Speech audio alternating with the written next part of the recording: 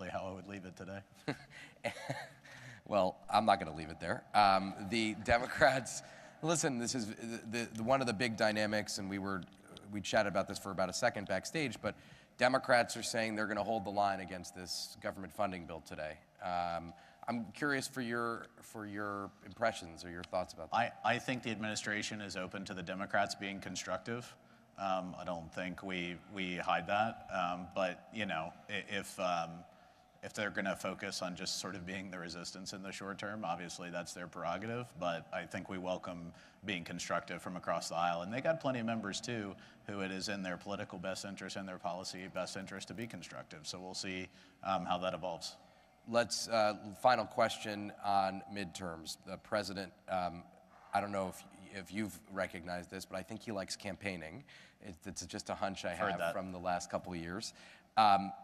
Mike Johnson, Speaker of the House, will be here later today, has said without any shadow of a doubt that he's going to keep the House majority and he's going to grow the majority in 2026. That would be a first, I would say, or not a first, but it would certainly be a unusual happenstance if he's able to grow the majority. There's a lot of unusual happenstances since Donald Trump got on the political scene, so I'm not going to make any predictions about what that would look like. But do you, I mean, talk about the president's involvement in 2026 and how you guys see the 2026 landscape. On the House side, the map's pretty offensive, really.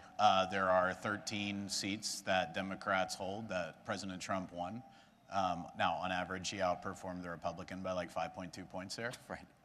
So there's a difference between a Republican running with Trump on the ballot and a Republican running without Trump on the ballot, I think. Yeah, I think that's true. And look, I mean, I think there is a coalition that swept Donald Trump into office that obviously the work for those in Congress, and which we will try to help them with, is bringing that sort of Trump coalition to be more of a Republican coalition in the midterms. But definitely the framework is there to be very successful in the midterms on just sort of a map basis on the House side. There's some other dynamics, and you mentioned it's not common, but there's been only 2 times in the last 100 years that a president has added seats in both chambers in the midterms. 96? 98. No, where he's added it in both chambers is only 2002. There's been different times where they've added one or the other, but where they've added in both chambers was 2002, obviously after 9/11, and 1934 after the New Deal was passed. So only 2 times in the last 100 years. And I say, you know, the model is a little bit 1934, where you got to do some transformative things that can change political coalition for a generation. I think we have that opportunity.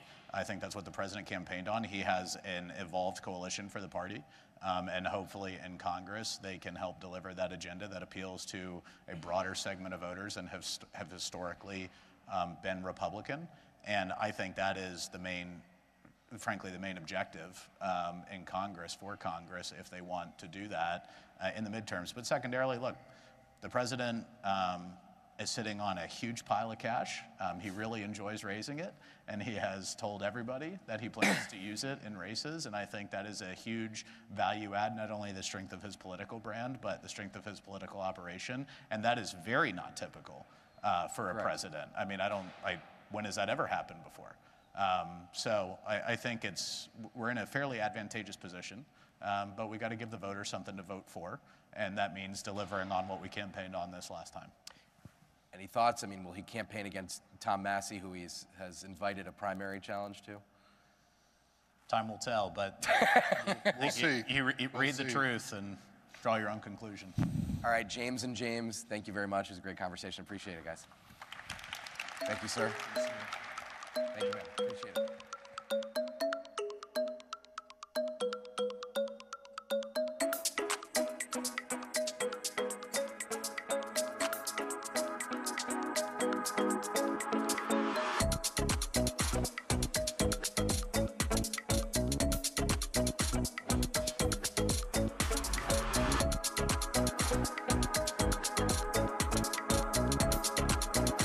Now joining Jake Sherman, House Appropriations Vice Chair Mario Diaz-Balart, and Representative Debbie Wasserman Schultz.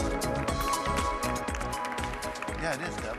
Well, this is a very timely conversation for a bunch of reasons. because the Wall Street Journal had a big story this week about the ascendance of Florida in Washington. So that's with 2 Floridians, that's a big deal. And also we have the CR on the floor today. So let me introduce our 2 panelists, 2 of the most senior appropriators in town on a day when the appropriations process is in full swing, depending on who you ask. Both from Southern Florida, Mario Diaz-Balart has been in Congress since 2003 and represents a district that now stretches from Miami all the way to Naples, which I was surprised to see. I didn't realize that. Mr. Diaz-Balart has a legendary family in Florida politics. His brother Lincoln, who recently passed away, and our condolences to you for that, was in Congress from 1993 to 2011. I go on TV with his brother all the time on MSNBC, so that's not a part of the political family, but still a good gig. Mr. Diaz-Balart is chair of SFOP, State and Foreign Operations. Which we changed the name. Right, to what? Sure to NSRP, National Security, State and Related Programs. I didn't realize that. Yep. When was that? Yep. Chairman Cole did that. Okay, good. Well, that's good to know. Debbie Wasserman Schultz was elected in 2004 and represents a district just north of Mr. Diaz-Balart from the northern part of Miami to Fort Lauderdale, right? Not anymore. Not anymore? Your district changed? Magic at redistricting. Oh, wow. All Broward County. All Broward County, okay. I don't represent all of Broward County. Well, South yes. Broward County. And was the chair of the DNC from 2011 to 2016, is the ranking member on Milcon VA, and is pretty high in seniority on the panel, and is co-chair of the House Democratic Steering Committee, and that's lucky because no one ever has complaints about Democratic leadership, so your job must be very cool and stable. So government funding bill today, I'm gonna ask you, Mr. Diaz-Balart, to make the case for this CR, which extends government funding till September 30th. And I'm going to ask you probably to make the case against this CR, which will be an interesting, this is like crossfire, so go ahead. Yeah, well, look, thanks for the opportunity. We are what we are. As appropriators, right, I wish that we would have gotten these bills done way before. We should have, but we are what we are. And right now there are 2 options, really. We're really facing 2 options. Option number 1 is a clean CR for the remaining part of the fiscal year. Option number 2 is a government shutdown. And I just think that option number 2 is so catastrophic that even though CRs are not my preference, ever, compared to shutting down the government and what that means and the impact that has, and because if anybody can tell me that there's a 3rd option, that all of a sudden we can, in a few days, come up with and negotiate the fiscal year 25 bills. You've all heard, you've all been reporting why that hasn't moved forward and why we haven't been able to have a top line number. So those are the 2 options, and everything else is wishful thinking, and we have a responsibility to get our job done.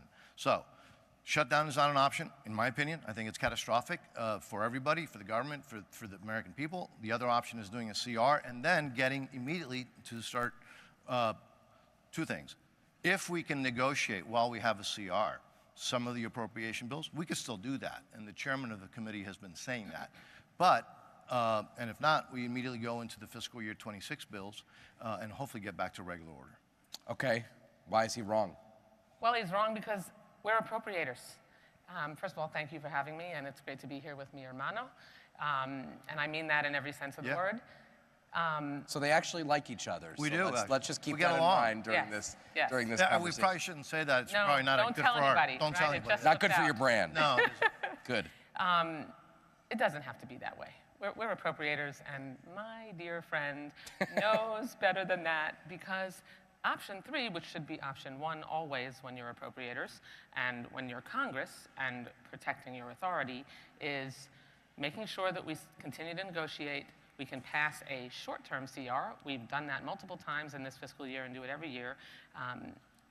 They are very close, our leadership, on the top lines, and you continue to negotiate without giving away the store to the executive branch.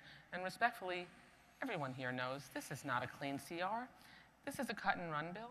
That's what CR stands for. Clean CRs do just that. They push forward the current year funding and make a couple of anomalies, and that's all. This bill cuts funding, cuts guaranteed funding for our veterans. It cuts 44% out of the Army Corps of Engineers budget, and it makes other cuts as well. That's not clean, and it's irresponsible, and we have to make sure that we can avoid the cliff that this administration, that Trump and Musk, inside of 2 months, have us staring down the barrel of a recession, a government shutdown, and a stock market plunge.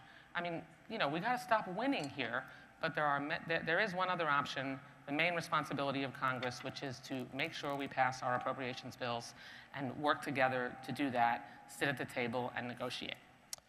But, okay, so I'll push you on one issue, which is, and I've gotten countless calls from Republicans this morning who say that we're being too easy on Democrats, because Democrats have said for years, we are not for shutdowns. And they are in control of both chambers, and they have the White House.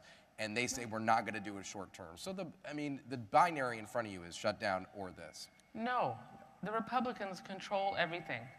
If the government shuts down, it's clearly on them. If they're refusing to continue to negotiate, that's also on them. We don't have to choose between this binary presentation of an unclean CR that cuts veterans funding, cuts Army Corps funding, cuts other vital programs, and gives away the store to the executive branch. When you have a CR situation, Congress is giving up our authority. We're not, a CR doesn't have the specificity and direction on how to spend money. This just basically enables Trump and Musk to continue to rummage around all these agencies, move funding, cut programs, hurt people. And again, I mean, let's add that the 83,000 jobs they're planning to cut from the VA after the 6,000 veterans they've already fired. This is the most anti-veteran president in American history who's cut more veteran jobs than any other president. And the stock market is really not happy about his economic policy. Stock market is not happy, I can say that. Not happy. Yes. And, he's telling people to hold on, a little short-term pain. When you have tariffs like he's been imposing and will impose more of in a few weeks, that's not bringing prices down. It's costing people more around their kitchen table. So none of this has to be this way. Democrats and Republicans, if they leave this to appropriators, Jake, we know how to do this. We know how to bring appropriations bills in for a landing, and that is the most preferable option that avoids cuts. We can pass a short-term CR for a month, and we can get this done. All right, the ball's in their court. Now I'm going to push you, Mr. Diaz-Balart, which is, here's my question on this. I mean, we have gotten into, on Capitol Hill, what is seemingly an endless cycle of these CRs, and just this process, from a completely objective point of view, has broken down in ways that I think, when you guys both came to Congress, you've both been here for a little bit, was unimaginable. What is going on? Why is it so screwed up? Yeah, and that's you see, she's really paying attention for this question. Yeah, well, because that's been going on for a while now, and I would hate to say that. I mean, it's as appropriators, we've been frustrated, Republicans, Democrats, on the committee with Republican and Democrat leaderships. So this has been a kind of a trend. We've gotten to the point where I guess plus a lot of our colleagues, frankly, don't really understand the appropriations process. Correct. They confuse it. I still hear it now when they will confuse it with reconciliation, which are two totally separate issues. Completely different. Yeah, and that's members of Congress. There's been so much change and turnover that there's very little understanding about the appropriations process. And so, but let me just address a couple of the issues. Look, what Debbie has said about, yeah, I mean, I wish we would have done this months ago. But if the Democrats couldn't reach an agreement on a top-line number with Tom Cole and Susan Collins, you got an issue. I mean, those are two of the most reasonable and thoughtful people in Congress. And we all know, it's been widely reported by the press, that it's because the Democrats were insisting on now putting things to control, to stop, to micromanage the President of the United States, which of course Republicans were never going to agree to. By the way, Democrats didn't agree to that when Biden was in the White House either. And so this is nothing new. And I would go back to what I said at the beginning. Cut through all the wishful thinking.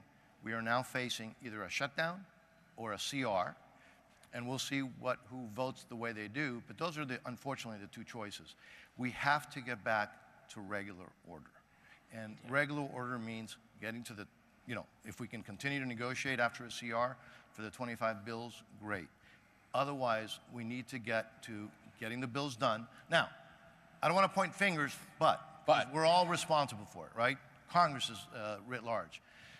But in the House, we passed 70% of the spending bills off the floor, of the actual spending. We passed all of them out of committee. The Senate didn't do any of it. By the way, controlled by the Democrats. Would it have been different if it was controlled by the Republicans? Who knows? But those are the facts. The Senate did nothing. They didn't pass one of their bills. We passed most of the spending, all of them through committee, off the floor. That doesn't make our job any easier when one of the two dance partners, in this case the Senate, doesn't do their job at all. But again, it's a trend that we have to break. Well, let's actually move on from this to a couple more. Can I say one? Yes, please. As a member of Congress, you're not allowed to say no. Thank you. It is entirely reasonable for the Congress to insist that our Article I responsibility has a sentence in whatever we pass that the executive branch needs to follow the appropriations as directed by Congress. That is not an unreasonable insistence, and it's not the top lines that were the problem. It's that Republicans, unfortunately, have decided that they're okay with I love Tom Cole, but I was aghast, and probably many people were here too, when he suggested that appropriations are just guidance or advice to the administration. No. It's our responsibility. We're elected to represent our constituents and their priorities, so we could wrap this up now if we could negotiate some language that ensures what I hope all of us want is that for the things that Congress directs are actually followed by the administration. There is built-in flexibility already, but what this CR will do is not be clean. It'll give him more room to rummage around, fire thousands of people, cut vital programs that help people make sure that they can actually survive. Let's talk for a second about DOGE, which no matter what party you're in, is, I think, could be fairly described as a challenge to and a challenge for appropriators. It basically, Elon Musk's efforts basically have implicit in them that the Appropriations Committee hasn't done its job in overseeing these programs. Am I wrong or am I right about that? Let me read you some quotes in the category of "I told you so." Okay. When the previous administration, now I'll give April 2023, April 2024, May 2024, June 2024, I kept telling. Now these are the public statements. I'll just read you one of them. But these are statements you made. Yes, publicly and privately meeting with the previous administration, I kept telling them. And here's just one of the quotes. We need to go back to basics on spending. This is on foreign aid and right? Funding and promoting polarizing and politically charged programs will mean additional cuts to the state foreign operations top line. Let me tell you why I say this.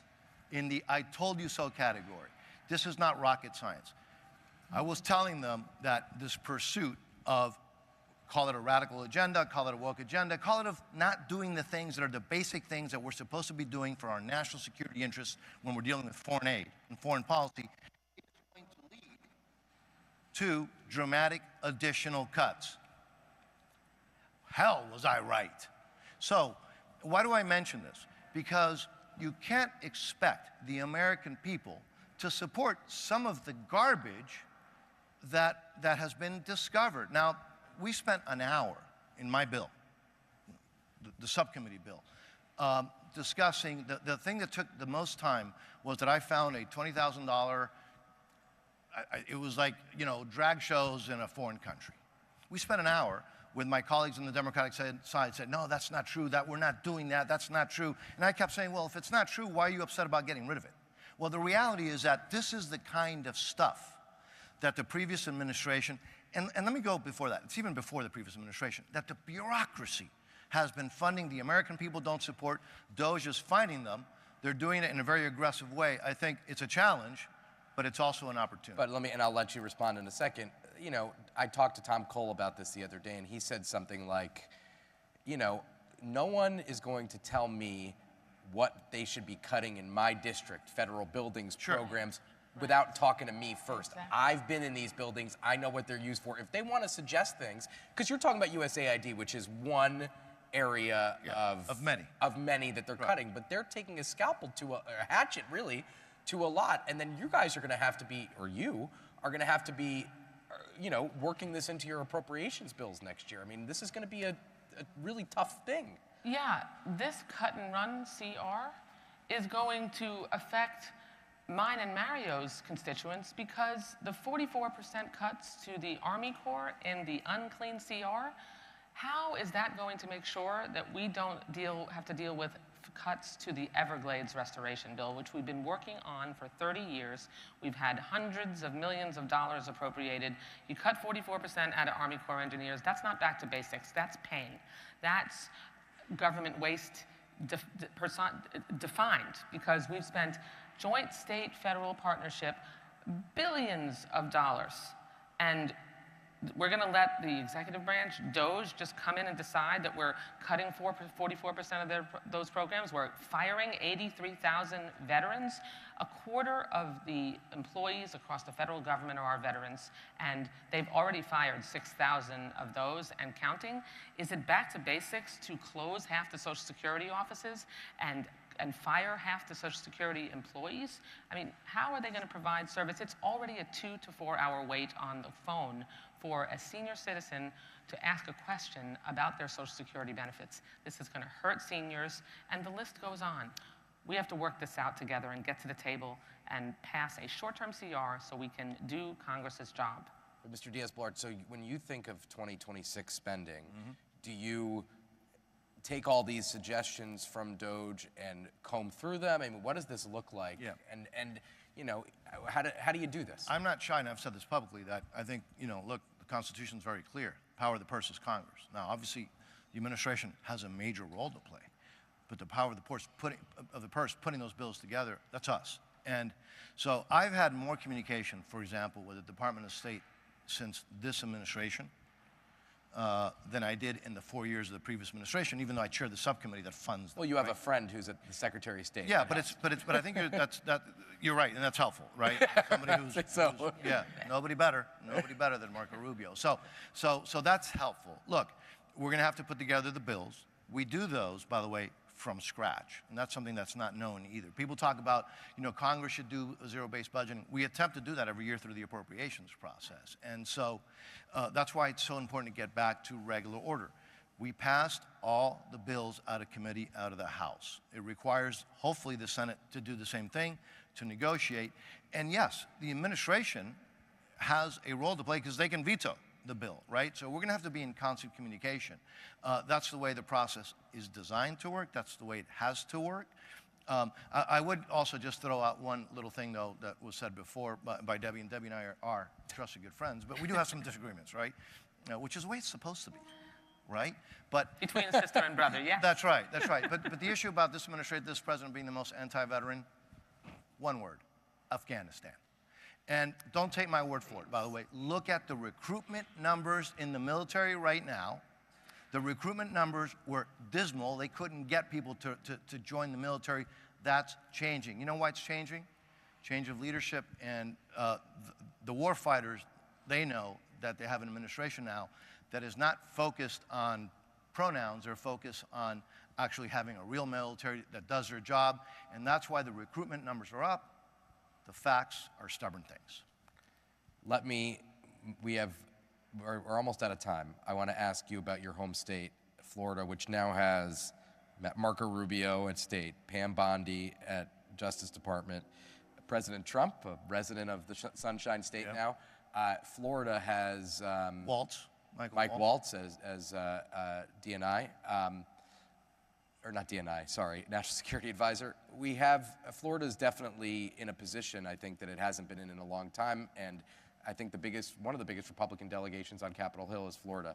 Is there something that Florida needs right now? Because I think this would be a good time to get things done. I mean, what are priorities for your state, for your districts, as we get into 2026 appropriations and, you know, continuing with this administration?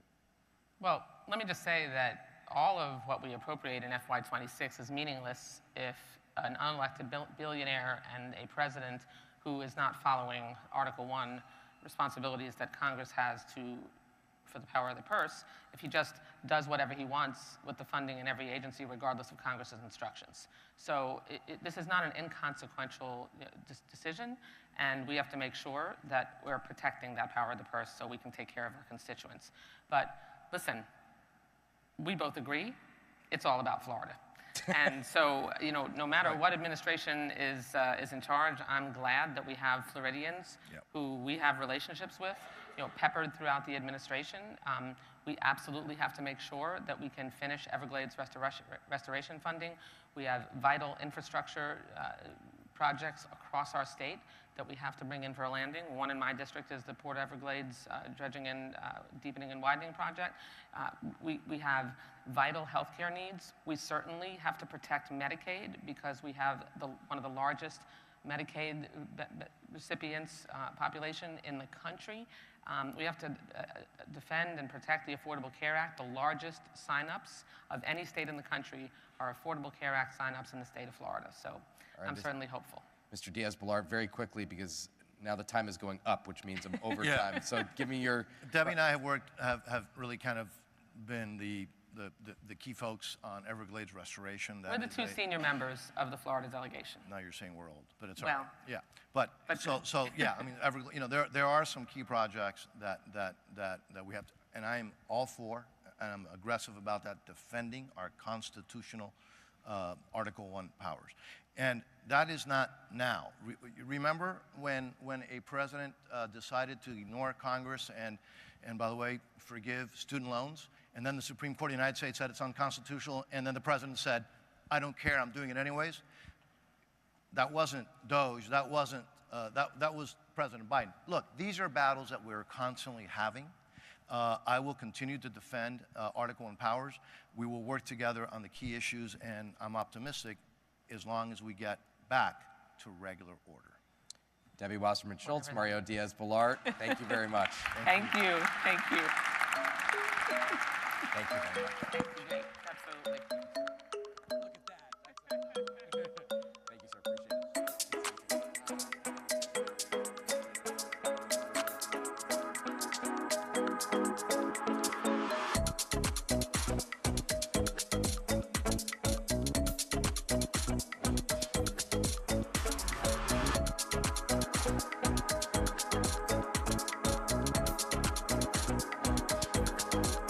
Please welcome Jeff Miller, CEO of Miller Strategies, and Brian Ballard, President of Ballard Partners. Thanks for having me. Thanks for coming. Thanks for having me. Well, we couldn't have a more timely conversation than this because Jeff Miller and Brian Ballard are probably two of the most successful Republican lobbyists in town. I am not going to settle who is better or who is more successful on this stage in the next 18 minutes and 55 seconds. Let me give a quick bio of each of these men. Jeff Miller is the principal of Miller Strategies. His clients, he has a lot of clients, Blackstone, Apple, Charles Schwab, Comcast, Delta, a lot more that I won't name.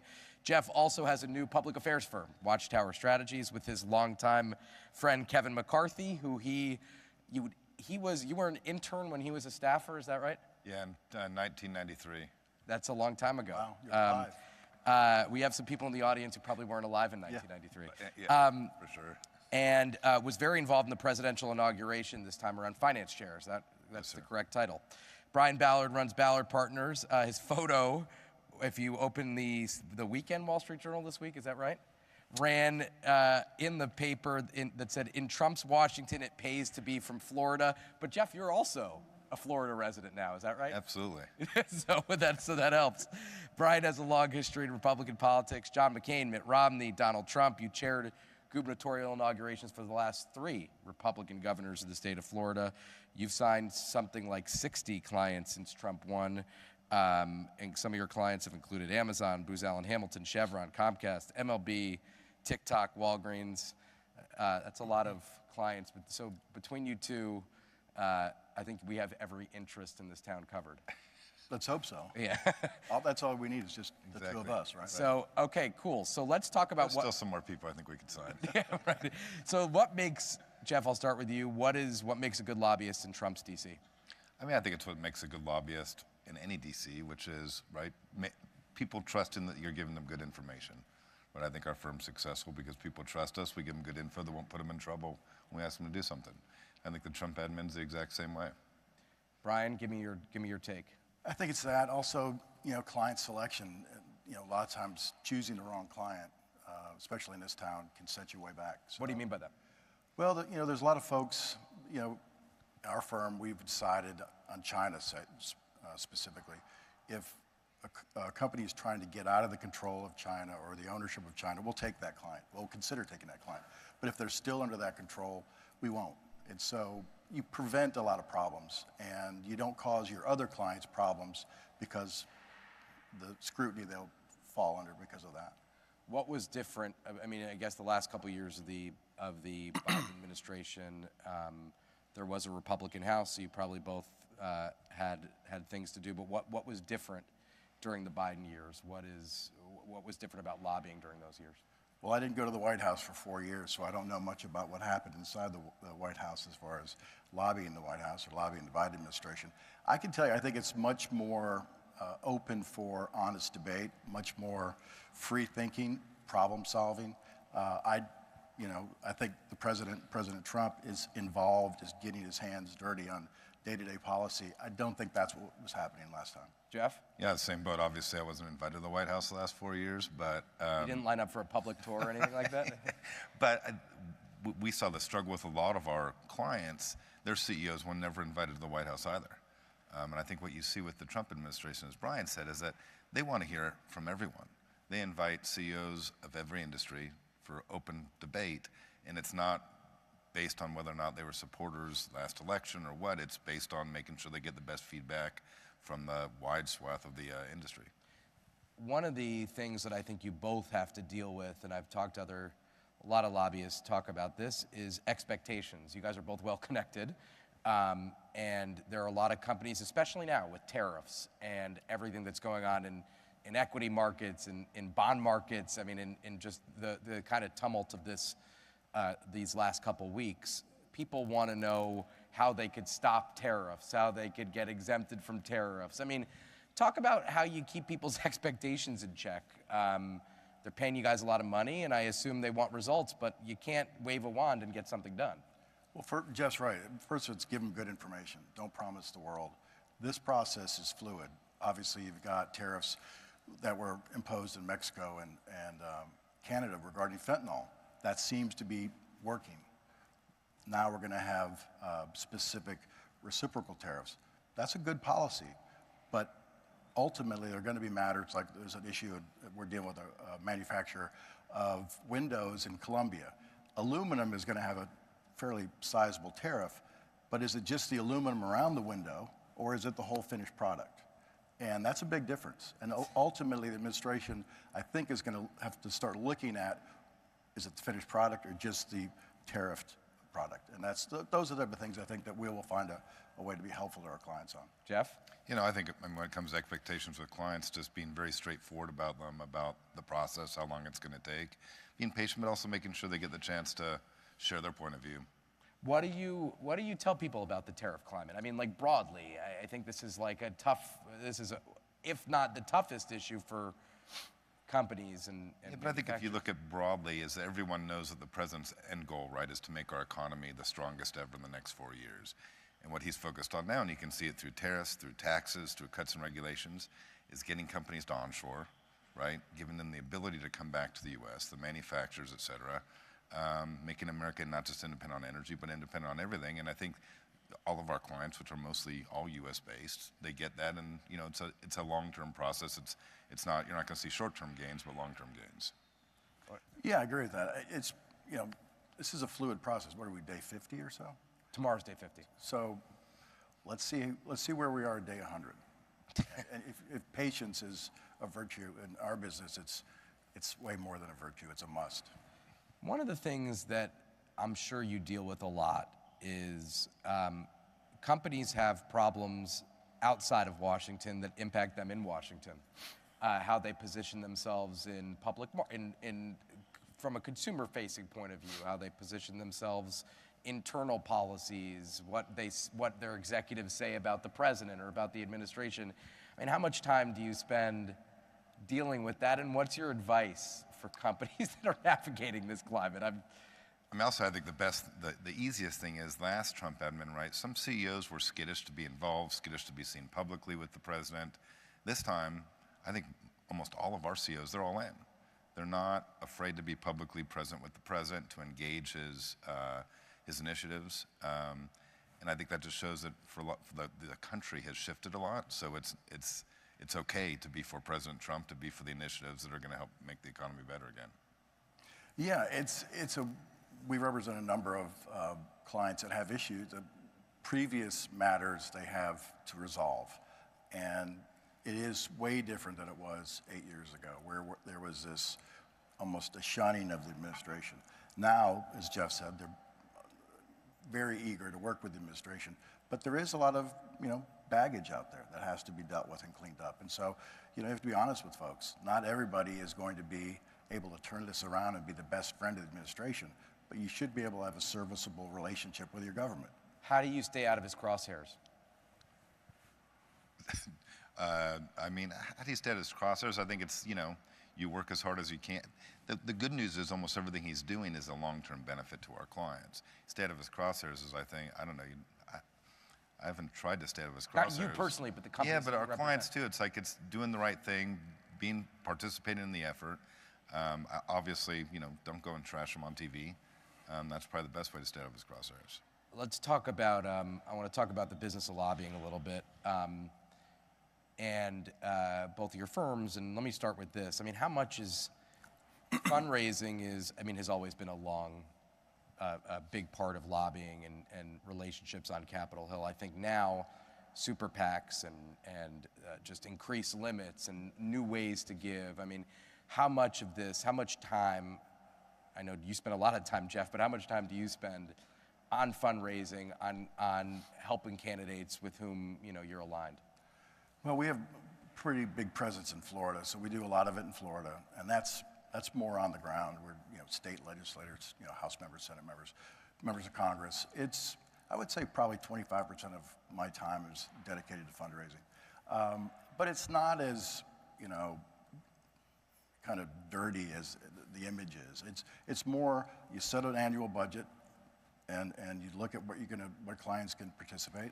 And you don't ask clients to participate unless there's really a sensible argument for them to be involved. And if they don't want to be involved, they're not involved. And I think it's actually it's a lot less than the public thinks it is. Jeff, you've raised a lot of money for House and Senate Republicans. You were effectively not running McCarthy's political operation, but you were very involved in his political operation, which was raising tens and hundreds, depending on who you ask. If you ask Kevin, it was raising trillions of dollars for for House Republicans. We had to raise close to $1 billion. Yeah, I think he said he raised $1 billion, but we'll check the numbers on that. He likes to talk about that. Do you? Talk about that. How has that changed the business, or how big of a role does that play in the business? For me, I don't know if for sure raising money is part of the lobbying business, but for me personally, I enjoy it. I love working my tail off to help Republicans keep the House, to help Republicans keep the Senate, to help President Trump get elected. I spend probably close to 50% of my time working the phones. Obviously, I push all my clients to engage, to help Mike Johnson, to help the Senate, to help President Trump. But I'm fortunate enough I got a good network around the country, and they all still take my phone calls. And I work the phones every single week to raise money, whether it's for the House, the Senate, or for President Trump. Brian, I want to ask you guys both questions about your firms. You have now offices in DC, Florida, Boston, Chicago, LA, Sacramento, Tel Aviv, Istanbul, Africa, and Saudi Arabia. That's a lot. It is a lot. We'll talk about just the business side of what your growth strategy has been. Well, I'm lucky I've got great partners. I don't have to do all the lobbying. Have you been to all these places? I have been. Okay. Don't want to go a lot of times to Africa. It's a long trip. I was in Saudi this year. We have also affiliations with folks in Seoul and Tokyo and other places around the world. We've tried to present ourselves as a solution. If you have a problem in DC, you're likely going to have a problem in Sacramento and Tallahassee and Austin. And so we've tried to present ourselves as a firm that can help you with that. that we can't be the answer everywhere, but we know folks who can be the answer for you in those markets. So it's actually challenging to me. If I had to do all the nuts and bolts lobbying every day, it wouldn't be as much fun as what I'm doing now. So I like creating new markets, and I got great partners, so it's a lot of fun. So is this mostly, so the way you described it, just from a business perspective, if you have company X in the U.S. that has an issue on Capitol Hill, are you then representing them in Tel Aviv and in Istanbul and places like that, or are you originating business in those places? Both. We just signed a fairly big deal for Nigeria that a client will remain unnamed. That's also a client here. So I would say probably 30% of our clients in DC are also clients in either Florida, California, or Boston. It's a little different overseas. It's more they send work here. Yeah, and presumably companies that are, you know, in the Middle East that want to break into the U.S. market have issues as well. Yeah, but we have a Saudi partner, and we have our American partner there was Bechtel for a number of years, fluent in Arabic, and so she's over there quite a bit. So those markets are interesting. It's a lot of fun, and it's I think, you know, you have to look beyond this 4 years and the next 4 years. We're trying to see what's out there for the next 20. Jeff, I mentioned Watchtower Strategies, which you just started with several of your friends and colleagues, longtime friends and colleagues. Why is it important to have and we've seen this trend for a long time, public affairs arms of lobbying? It's a separate entity. I'm not. Yeah, you know, I'll tell you, and I want to be careful because I have some good friends in that business, but it stemmed from last year and me talking to Kevin, and I was sending clients to different firms to get public affairs work done, and I wasn't super impressed with the work. And public affairs, just so everyone understands exactly what you're talking about, public affairs is really running public campaigns. It's communications, it's issue advocacy, right? So we have a lot of clients with needs and we want it when we're lobbying for our clients in the Capitol or in the White House, we want air cover. And so I just wasn't super thrilled with the work that we'd been sending to other firms to kind of help out our clients. And so I told Kevin, let's go find people that we actually know how to do this really well. Yeah. That's what we've done. And is this mostly is this existing clients of your firm, or is this new clients outside your firm? I mean, what's the strategy? It's a mix, right? I think I've already seen some of our clients use them, and Dan Constant, who's running it, who's, as you know, an unbelievable guy and extremely good at what he does.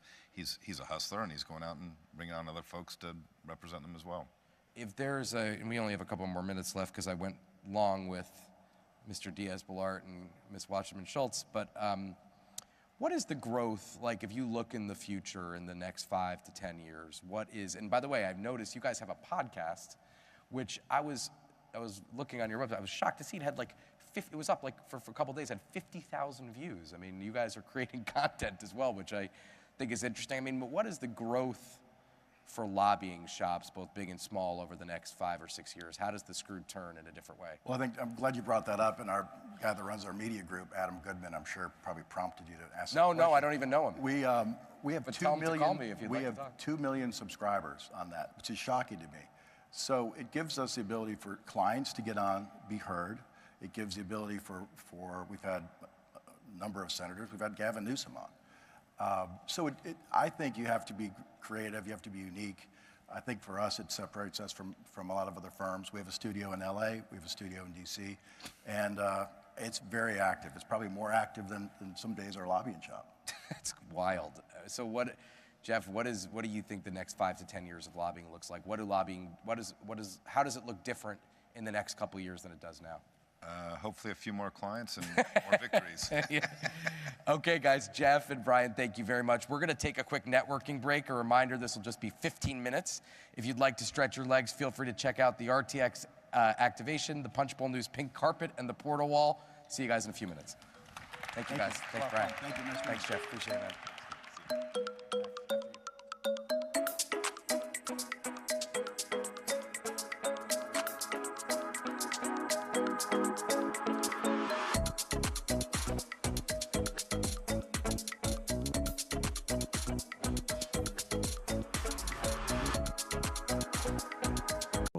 Who have a real set of experience and a body of experience addressing this problem. As witnesses have discussed in many of our previous hearings on this issue, particularly last September, combating fraud, improper payments, and abuse is not as simple as waving a magic wand or a chainsaw. Real progress relies on access to quality data. It means thoughtful partnership with agency leaders, and it means investments into the technology and the staff needed to create proper internal controls to prevent improper payments and fraud. I was proud to join with many of my colleagues on the Oversight Committee in introducing recently the Taxpayer Funds Oversight and Accountability Act, which in many respects would make important strides in addressing these challenges. Simply put, I think we have a real challenge before us, not to mention the fact that sometimes we're not focusing on some of the real issues. I would call everyone's attention to the fact that the largest agency with the largest budget is still the Pentagon. And we have witnessed 7 straight audits that have failed because of problems at the Pentagon. I don't know how you can fail 7 straight audits and not become the focus of waste, fraud, and abuse. That's another story, perhaps for another time, but it is something that continues to cry out for very real attention. The GAO reported recently a total of $162 billion in improper payments in government-wide matters in fiscal 24, and that marks a significant reduction. It's almost embarrassing to say that that's a significant reduction from the $236 billion in improper payments in fiscal 2023. In recognition of this shared challenge, Chairman Sessions and I, on a bipartisan way, worked to discover real pathways to reducing fraud and to reducing improper payments. This past October, both he and I sent a joint letter to the GAO requesting that they review, as was mentioned earlier, $2.7 trillion in improper payments and fraud that have occurred since 2003 and provide actionable recommendations before this committee. So as I conclude, I must mention the importance of staying grounded in the scope and the breadth and the depth of this problem. While improper payments and some fraud exist, that does not mean that the bedrock of social safety net programs like Medicaid, Medicare, and Social Security should be cut or privatized. The existence of these problems does not justify in any way mass firings of workers, failures to pay nonprofit organizations. It does not justify the fact that the government owes for work done in so many instances, and that the effort really is moving to destroy many of the federal agencies as we come to know them. Even despite the claims that Social Security is rife with fraud and fraudulent payments due to, quote, long dead individuals who are about 133 years of age, that program has a payment accuracy rate of over 90%, and that's according to the Center for Budget Priorities.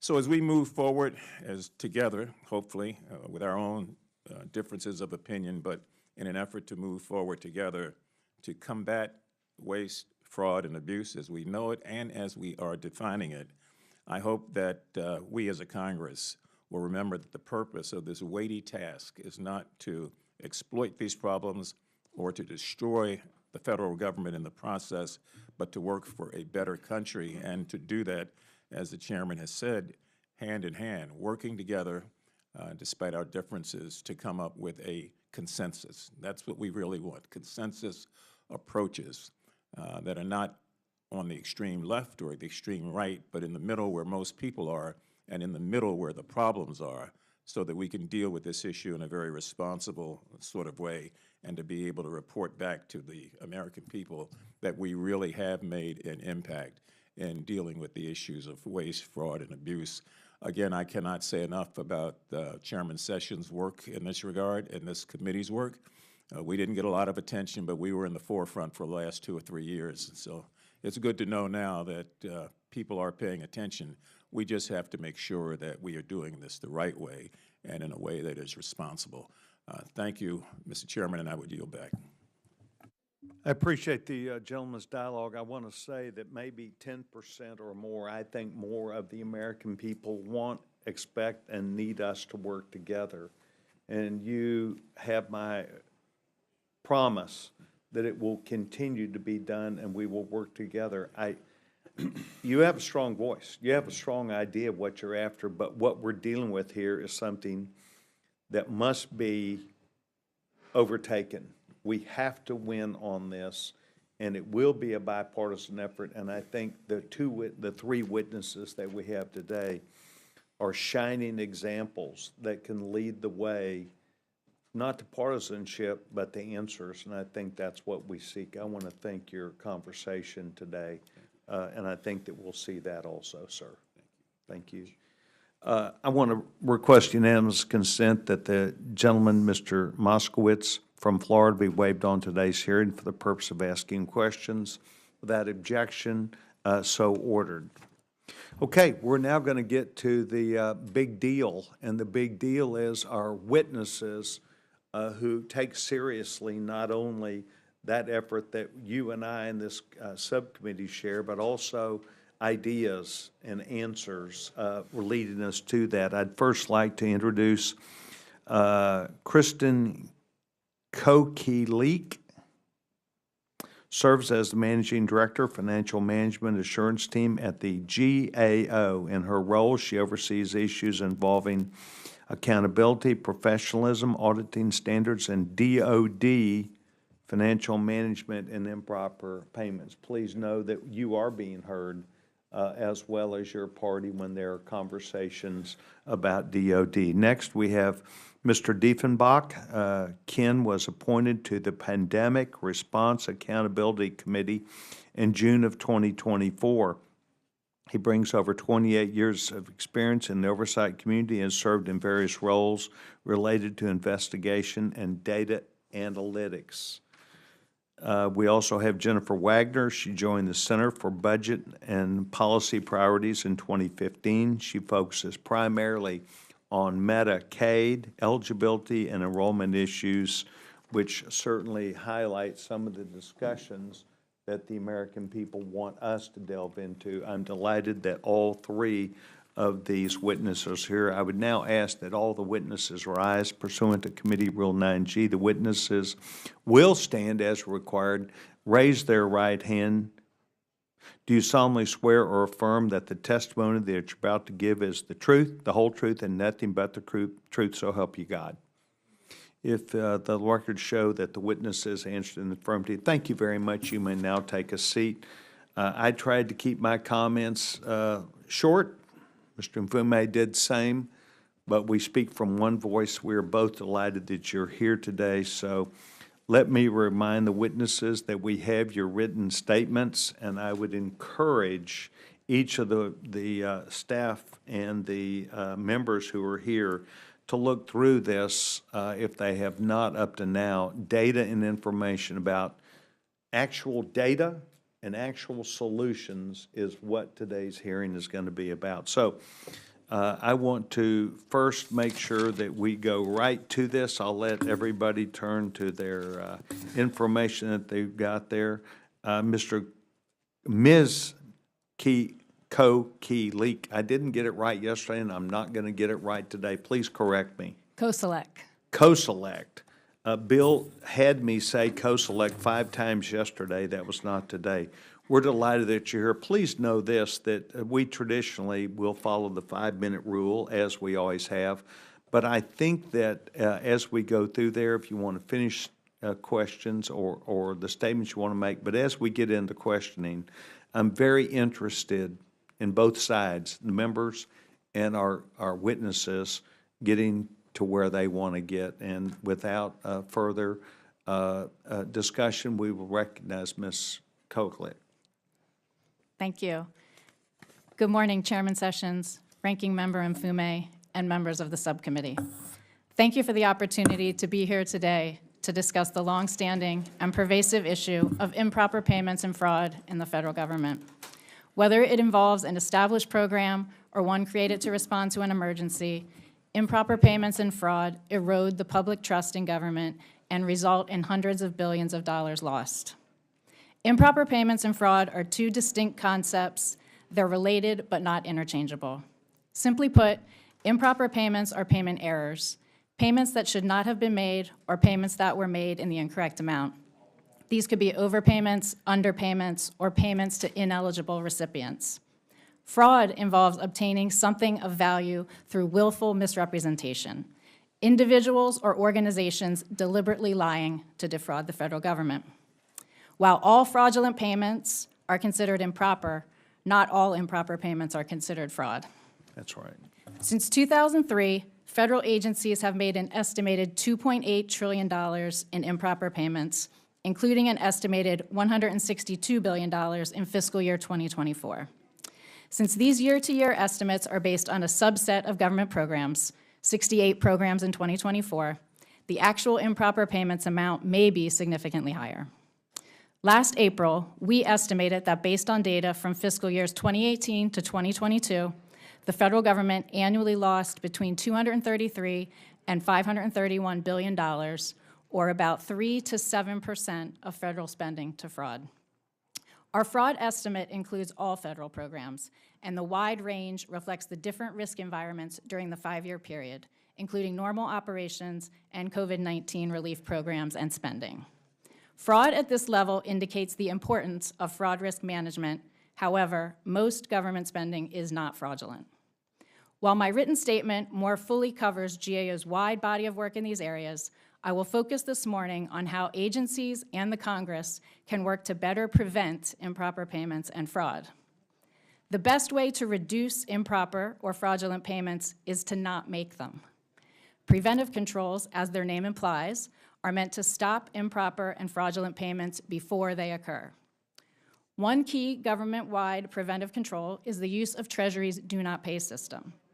Do Not Pay consolidates much of the data matching agencies have done individually to flag potentially improper or fraudulent payments. Federal agencies and some state programs can and should leverage Do Not Pay to ensure program integrity. Another important action agencies can take is to assign responsibility for tackling improper payments and fraud to senior-level officials. This helps establish accountability and endows those officials with the authority to lead and make change.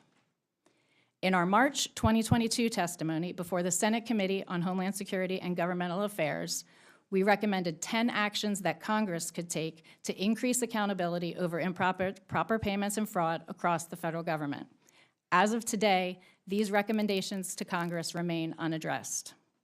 To improve transparency and accountability over fraud management, we recommended that Congress reinstate the requirement that agencies report on their anti-fraud controls and fraud risk management efforts in their annual financial reports. And to better prepare for future emergencies, such as hurricanes, wildfires, or pandemics, we recommended that Congress require OMB to provide guidance for agencies to proactively develop internal control plans that will be ready for use in future crises, and require agencies to report these plans to OMB and Congress. Finally, to facilitate data access and data sharing, which is key to effective prevention, we recommended that Congress consider amending the Social Security Act to explicitly allow the Social Security Administration to share its full death data with Treasury's Do Not Pay system. In December 2020, Congress passed legislation requiring the Social Security Administration to share its full death data with Treasury's Do Not Pay system for a 3-year pilot period. This requirement is set to expire in December 2026, and we think Congress should make it permanent. Earlier this year, Treasury reported that data sharing during the pilot had led to $31 million in improper payments prevented and recovered over its first 5 months, and the pilot's projected net benefit is over $215 million for the full 3 years. Congress can make an immediate impact by ensuring the Do Not Pay system continues to have access to the Social Security Administration's full death data. Continued congressional oversight is critical to ensuring that agencies address improper payments and fraud in their programs. Along with the actions detailed in my written statement, Congress can use a variety of tools such as hearings and the appropriations, authorization, and oversight processes to incentivize agencies to improve program integrity. This concludes my opening statement, and I would be happy to answer questions. Thank you very much. The distinguished gentleman, Mr. Deffenbaugh, you're recognized. Thank you. Chair Sessions, Ranking Member Mfume, members of the subcommittee. It is an honor to be here today to talk about the critically important topic of preventing fraud in federal programs. This subcommittee has been at the forefront of bipartisan efforts to find solutions to reduce fraud and other types of improper payments. Today's hearing comes at a critical time because unless Congress takes action, one of the most significant tools it has created to improve program integrity will be lost. As the Executive Director of the Pandemic Response Accountability Committee, or PRAC, an entity Congress created almost 5 years ago to oversee $5 trillion in relief funding, I can point to untold examples where fraudsters stole hundreds of billions of dollars from taxpayers and the intended beneficiaries of these programs. As a federal law enforcement officer who has spent over 28 years bringing to justice fraudsters who stole from federal programs, I know firsthand that unless we invest in cross-agency prevention and enhanced data sharing, we will continue to be victimized by increasingly sophisticated and well-resourced bad actors. Pay and chase is not the solution. Prevention is. To be clear, agencies have the primary responsibility to prevent fraud, but the PRAC and the OIGs also play an important role. Since its formation in 2020, the PRAC has time and again alerted federal agencies, Congress, and the American public to the lessons learned from the pandemic and our recommendations to help strengthen federal programs. For example, we issued a fraud alert on the use of suspicious Social Security numbers in obtaining over $5.4 billion in SBA relief programs. We have not only identified potential fraud, but we are also actively working to recover stolen funds. We are partnering with 48 federal law enforcement agencies to support over 1,000 investigations related to over $2.4 billion in potential losses. As we will discuss today, the time to prepare for the next disaster is now, not when new funds start flowing. We must act on these lessons learned. For example, we must address obvious anomalies, such as Social Security numbers that have never been issued or were issued to people who are now deceased, dates of birth indicating an applicant is 10 or 110 years old, applicants who have already applied in 5 other states, or applicants who use names like Charlie Chaplin, Abraham Lincoln, or Foghorn Leghorn, as at least 3 people did in pandemic programs. Those 3 were stopped before the money was dispersed, let me assure you. The government must pause and more closely review suspect claims before money is dispersed. We must look across multiple programs for red flags, as fraudsters do not follow our government organizational charts. They steal from wherever it is easiest to steal. We must also responsibly leverage more data, especially data already in the possession of the government, to identify suspicious patterns and trends indicative of fraud schemes. Today, the PRAC has the capacity, infrastructure, relationships, and talent to conduct pre-award vetting and the more complex network and trend analysis. We know from our work that fraudsters can apply to all 50 states and territories from behind one keyboard. They can hit multiple federal programs using the same false information. They can outsource these tasks to artificial intelligence and bots.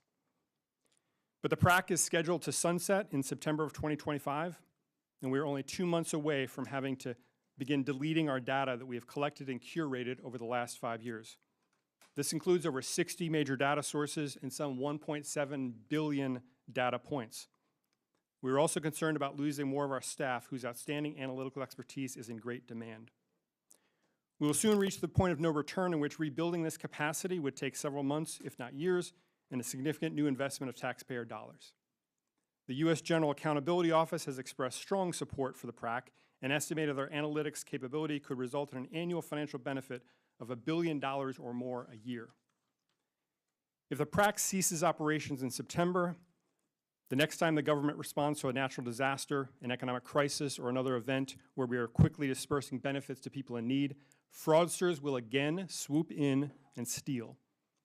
We will then inevitably ask ourselves, how did we lose so much money to fraud? If this happens, it will be because we chose not to be prepared, and we chose not to invest in fraud prevention and increase data sharing. Instead, we should continue the investment that Congress has made to the PRAC, which has a proven track record and a demonstrated return on investment. American taxpayers deserve nothing less. I look forward to your questions. Thank you very much. For the audience that may be watching, that is the Pandemic Response Accountability Committee that was referred to as PRAC. Thank you very much. Ms. Wagner, you're now recognized. Chairman Sessions, Ranking Member Mfume, and members of the Government Operations Subcommittee. I am honored to be here today to discuss something I have spent over 20 years working on, improving government systems to get the right benefits to eligible people in a streamlined and accurate way. I started my career as a food stamp caseworker in North Carolina and then worked for the Illinois Department of Human Services before joining CBPP. I am going to focus today on Medicaid and SNAP, specifically on 3 key points. First, Medicaid and SNAP have a rigorous eligibility verification process, and the vast majority of people are eligible for the benefits they receive. Mistakes are made, but most improper payments are paperwork issues, not fraud. Second, running an accurate program means making sure eligible people can get and keep benefits.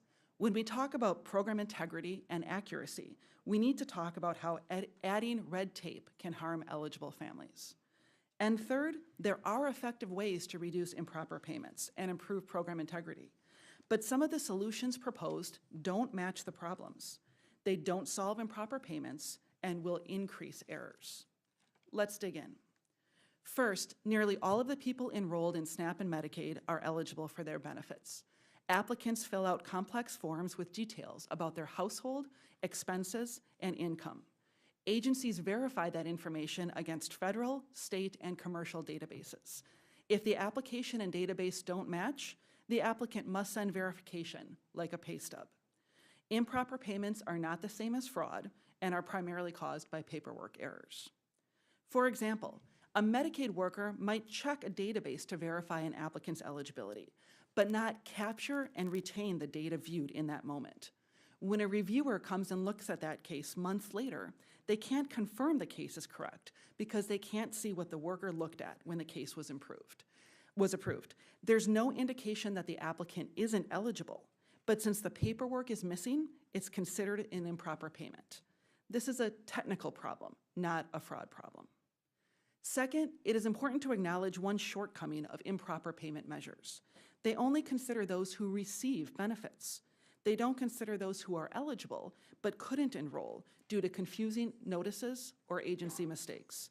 We must keep this in mind when evaluating solutions to improper payments. Which brings me to my third point. Many proposed solutions don't match the problems and won't reduce improper payments or improve accuracy. For example, requiring Medicaid renewals every 6 months instead of every year will cause more problems than it solves. More paperwork will lead eligible enrollees to miss out on benefits for procedural reasons, not because they don't qualify for the program, but because they don't receive or return a notice or the agency doesn't process that paperwork timely. And more work for already overwhelmed state staff will lead to more mistakes and more improper payments. So what would work? The Government Accountability Office identified 2 strategies that have been successful in reducing improper payments: establishing accountability and facilitating internal collaboration, and providing technology, tools, and training targeted to root causes. Federal agencies overseeing SNAP and Medicaid need sufficient staff in key roles to make this happen, such as inspectors general to audit eligibility determinations, and staff to provide technical assistance and hold states accountable for fixing the issues that are discovered in audits. We saw this approach work. Federal agencies recently helped states better implement the requirement to conduct ex parte renewals, which happen when data sources confirm ongoing eligibility and enrollees don't have to fill out complex paperwork to renew. The United States Digital Services worked with states, and more than 5 million people were renewed for coverage with less red tape last year. Another solution is the Medicaid Eligibility Enrollment Rule, finalized in April of 2024, which updates outdated regulations on case record maintenance and will substantially reduce the frequency of improper payments resulting from inadequate records. It's not an easy task to address improper payments in large programs serving millions of people. Proposals that suggest billions of dollars can easily be saved don't address improper payments and would result in cutting eligible people off from vital help. but embracing solutions that match the actual problems can bring us closer to the goal of getting the right benefits to eligible people in a streamlined and accurate way. Thank you for the opportunity to testify, and I look forward to your questions. Thank you very much. Mr. Mfume, you heard me say that I felt like our witnesses all were not only vital to our decision-making, but have appeared in a way to give us answers to these problems. Thank you very much. I want to thank each of our witnesses. I'm first going to go to the distinguished gentlewoman from North Carolina, Chairwoman Virginia Fox. Gentlewoman's recognized. Thank you, Mr. Chairman, and I thank our witnesses for being here today. Ms. Koselleck, the Payment Integrity Information Act codified the Do Not Pay initiative, which provides agencies with access to certain databases that can assist in preventing improper payments and requires a review of the available databases prior to the release of funds. Despite this requirement, it is unclear that agencies are utilizing the Do Not Pay system. For example, the Department of Transportation Inspector General reported in November 2023 that the agency did not use the Do Not Pay portal in prepayment processes as the law requires. In your opinion, why do agencies not use all the tools at their disposal to prevent improper payments, and do you believe that there are ways to improve the Do Not Pay system? Thank you. Yes, I think there are ways to improve the Do Not Pay system. As I mentioned, making sure that full death master file is in there and that all relevant data sources are in there is key to making sure that that source of information is as complete and reliable as it can be. A way that to encourage agencies to use it is really to think about how you would do reporting, I think. Right now, agencies kind of report on the back end of what went wrong. Thinking about how you would have agencies report about preventing. So for instance, the Do Not Pay system and Treasury payment integrity tools can flag payments that potentially would have indicators that they may be improper. However, as noted, it really is up to the agencies to make decisions about whether a payment will be made. You could consider having agencies report on when those flags are not upheld. For example, if something is flagged and Do Not Pay, but a payment is made anyway, having agencies track that, identify that, and report back when that is happening would help folks determine if there are instances where the payment should go ahead anyway, or if truly that payment should have been stopped. Let me follow up with another question for you and Mr. Diefenbach. Once an improper payment is made, what can an agency do to recover the payment, and how much does it cost in human hours and dollars to recoup an improper payment? First you, Ms. Koselleck. Sure. There are requirements for agencies to attempt to recover improper payments, and I believe it's up to the agencies to determine when it's cost beneficial to do so. So there can be instances where an agency may determine it is not cost beneficial to pursue all avenues in recovering that. You would hope that agencies would, but I think it's left to their determination to determine when it's cost beneficial. Thank you for the question, Congresswoman. Agencies have a number of options for trying to recover improper payments. There are administrative possibilities, options. The Congress did just pass the Administrative False Claims Act in December, which is a significant new tool for agencies and OIGs to work with jointly that allows agencies to go through a very rigorous process where they can then recover funds and damages in some instances. But to your point, recovering funds through the judicial system, the pay and chase model we have now, is exorbitantly expensive, which is why we and others in this hearing are focused on the prevention piece, because it is very expensive to do any of those recovery actions. So what investments could agencies take to prevent improper payments?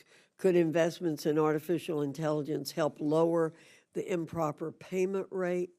what we want to do is not have the payment go out to begin with by using what's available to the agencies now. So I'll start with you, Mr. Diefenbach. Yes. So technology is part of the solution. Another piece of it is culture, is ownership. And the Inspector General Act was passed in 1978 to create this community of watchdogs to prevent fraud. However, before 1978 and today, the agencies have the primary responsibility to do those things, to resource things properly, to exploit technology, as you just mentioned, and to ensure that they're doing good risk assessments and they're following through on those to make sure they're mitigating the biggest risks in their programs. Ms. Koselleck, any further comments? Yeah, so as you mentioned, prevention is really the key in this, and having the right data. So artificial intelligence can be helpful if you have the right data in the system. So we do have recommendations to encourage agencies to collect all the necessary information that is needed, to ensure the databases are complete, that they're accurate. If you're using artificial intelligence and other data mining tools, but you have inaccurate or unreliable data in the systems, that is not going to be very helpful. Thank you, Mr. Chairman. I yield back. Thank you very much, Chairwoman. Yields back to time. Mr. Mfume, gentleman is recognized. Thank you again, Mr. Chairman. I've got a couple of quick questions. I know we're a smaller committee, and I'm hoping that we might even get a second round. And I want to obviously defer to both of the members here on my side of the aisle. I do want to be redundant, maybe deliberately redundant about a few things. Number one, I appreciated the testimony that nearly all Medicare and SNAP recipients are eligible for benefits, which would explode the myth that's been circulating that people are getting things that are not eligible. I want to underscore again what I heard was that most improper payments are due to paperwork errors, and not necessarily conniving persons trying to find a way to get a check. However, what I think I want to stop on more than anything else is the notion that was just enunciated, that we've got to stop it before it starts. And Mr. Diefenbach, I appreciate your comments that we can't play the game of pay and chase. That will go on forever, deplete resources, and frustrate everybody. I do want to ask if the 10 recommendations that you presented in your Senate testimony can be made available. I don't know that I have them, but I'd like very much to see them. And one overarching question, and then I'm going to get out of the way and yield to some of my colleagues, Mr. Chairman. Can all of you, individually or collectively, give me your assessment of what has happened and what will happen now that all these inspector generals are no longer in place to do the good job that they were doing to point out the crooks and the bad guys and to follow up with bodies like this, both in the House and Senate, that would allow us the ability to do what we've been able to do in a bipartisan way. I think what the effect is, but I need to hear it from the three of you, any of you. Sure, I can start. So certainly the inspectors general play a key oversight role. They have responsibilities related to improper payments. Beyond that, they do audits of the programs day in and day out and can be very helpful in identifying some of the root causes that may lead to improper payments in the programs. And then also, they are really helpful in coming up with solutions once they identify those root causes, identifying recommendations that the agencies can take. So certainly the lack of their presence in some of the agencies would have a significant impact on. And in many of the agencies, and I'm just trying to figure out, now that they're gone, what do we do? I mean, what are agencies faced with, and is there a greater propensity for the kind of fraud and abuse that we've seen? So Congressman Mfume, the loss of the inspectors general was a great loss on a leadership level, on a productivity level. Our vice chair of the PRAC, Paul Martin, was the USAID inspector general who was dismissed, and we greatly miss his leadership. I think the biggest thing for the Congress is you're going to have less transparency, less visibility on what's actually occurring in agencies, because that's one of the the hallmark principles when Congress set up the Inspector General Act was to give you and the taxpaying public more visibility and transparency on an objective view of what exactly is going on. So I think you're going to have reduced visibility. Ms. Wagner? And just to add an example to what my colleagues have said here, the HHS OIG is really important in supporting and funding state Medicaid fraud control units that investigate and prosecute Medicaid provider fraud. As I indicated, beneficiary fraud is very low in these programs, but provider fraud is common. In FY23, these units recovered $1.2 billion in criminal penalties and civil judgments. And also, the IGs and HHS would audit eligibility determination processes. And they were very effective in identifying major issues in states, such as duplicate payments to managed care organizations, incorrect interpretations of federal policy, and caseworker errors. So identifying these problems and working with the states to get them addressed is really a key role that is diminished right now. Yeah, I think it would be fair to say that their dismissal has clearly exacerbated a problem that is clearly out of control now. Mr. Chairman, I yield back. Thank you very much. Mr. Chairman, let me ask you a question, real quick, Excuse procedural question. One moment, please, sir. Thank you very much. Does gentleman have a question? Well, no, I was wondering if I could yield Mr. Mafumi a minute of my time. I was enjoying his line of questioning. As soon as we get to you, I bet he will take that and even more. Okay, I just want to make sure I'm sorry. Yes, sir. As the gentleman does know, the chairman wants us to get to the bottom of this, and I do not intend to cut us off as long as we're staying in the margins. I think we're better off. I think we're better off when someone like you does yield time to learn more about what's on someone else's mind. Thank you very much. I've now moved to. No, you're great. You're great. I'm just saying I do want to when we get to you. The gentleman, Chairman Palmer, is recognized. Thank you, Mr. Chairman. Mr. Koselleck, in 2002, Congress passed the Improper Payments Information Act. In 2010, Congress passed the Improper Payments Elimination and Recovery Act. In 2012, Congress passed two more bills, the Improper Payments Elimination Recovery Improvement Act and the Improper Payments Transparency Act. Yet GAO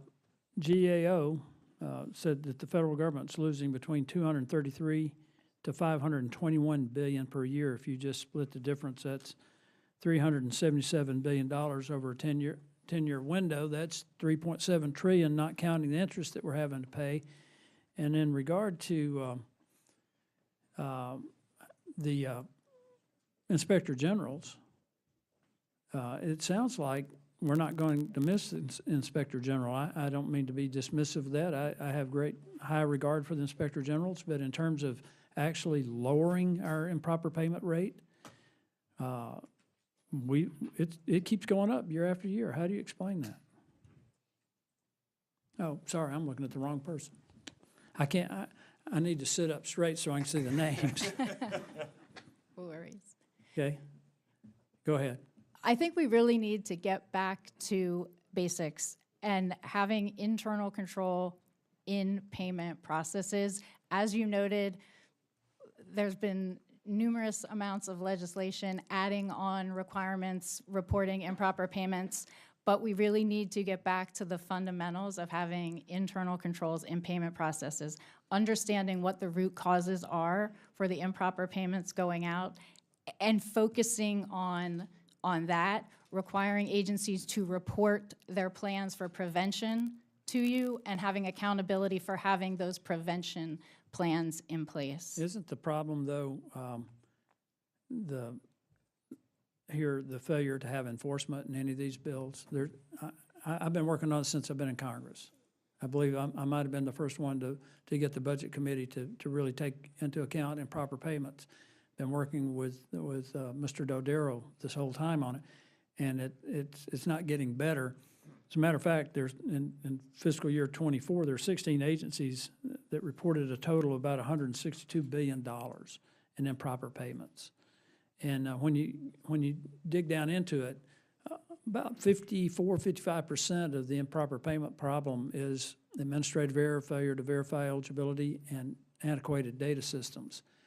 Which brings me to Mr. Musk, and I know there's a lot of consternation about what they're doing, but literally, he's brought in some computer experts with 21st century technology and done better oversight of the federal government in the last 6 weeks than we've done in the last 40 years. I mean, isn't that one of the biggest problems we have with improper payments is we've got antiquated data systems. We don't have the 21st century technology we need to do oversight, proper oversight.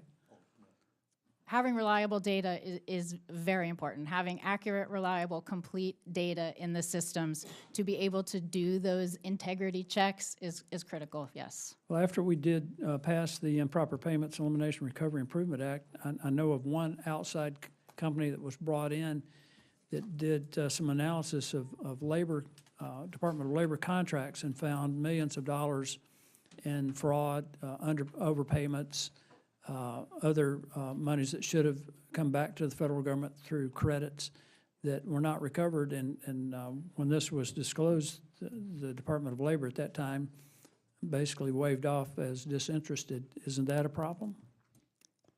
The pay and chase model is a problem. Trying to recover the payments after the fact is much less effective. So what we need to do is focus on stopping it on the front end. And that's where we need the improvements in technology, where we need the investment in technology. And this is a huge issue when you're reporting 16 agencies are accounting for $162 billion.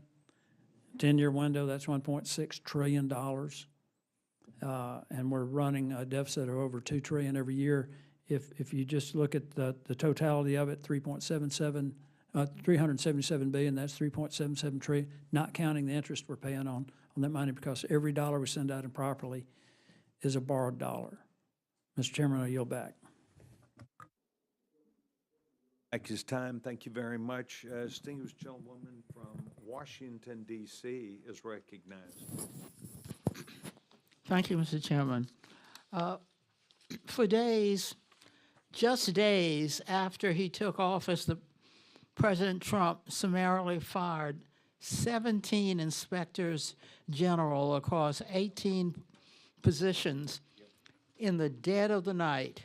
Inspectors generals fulfill a vital oversight and accountability function in the government, including through identifying and preventing improper payments. IGs are also responsible for keeping Congress informed of fraud and other serious problems, and informing us about progress in implementing solutions as we consider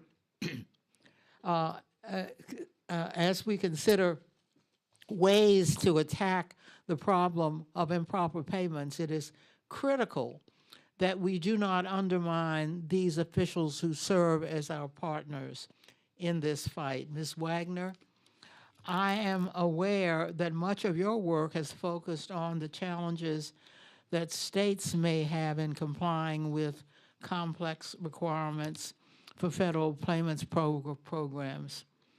How do inspectors general help to identify and address these problems? Inspectors general play a critical role in auditing state operations.